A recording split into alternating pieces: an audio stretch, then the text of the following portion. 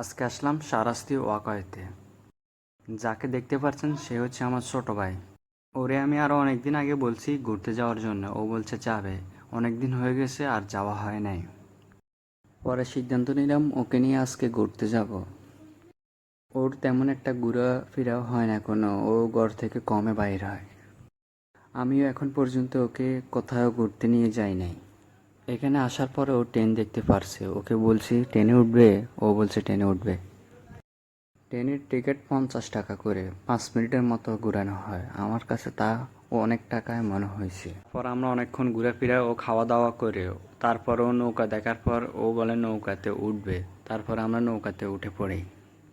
ও এর আগে কখনো নৌকায় উঠে নাই, তাই প্রথম প্রথম ও একটু নার্ভাস ছিল। নৌকায় করে মোটরযুক্ত নৌকায় 10 মিনিটের মতো ঘোরানো হয়, টিকিট 50 টাকা করে। বাচ্চাদের কোনো টিকিট লাগে না।